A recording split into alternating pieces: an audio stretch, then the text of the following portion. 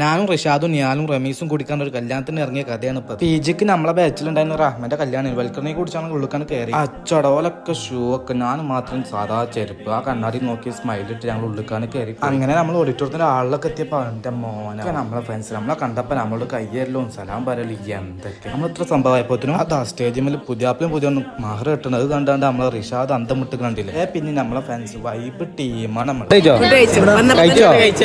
എന്തേനു ചിക്കൻ അക്രാറയുണ്ട്, അക്രാറ എന്തത്തെ ബിള് പറഞ്ഞ് പിച്ചു പോയി വിളിച്ചിട്ട് നമുക്ക് അതിനൊന്നും ടൈമില്ല. നമുക്ക് നമ്മളെ ഫാൻസിനെ കണ്ട് അല്ലേ എന്താ ഇല്ല കുറെ കാലത്തിന് ചെക്കന്മാരെ കണ്ടോണ്ടാറ് ചെക്കന്മാരൊക്കെ നമ്മളെ ഫുള്ള് പൊക്കി പറയില്ല എന്ത് ഇരുത്താപ്പത് ഫോട്ടോ കളി ഇരുത്താപ്പത് എല്ലാരും താടെ കഴിച്ചിട്ടാണ്. എന്റെ വ്ളോഗ് കണ്ടാ നീയാലും വ്ളോഗ് എടുക്കപ്പെടെ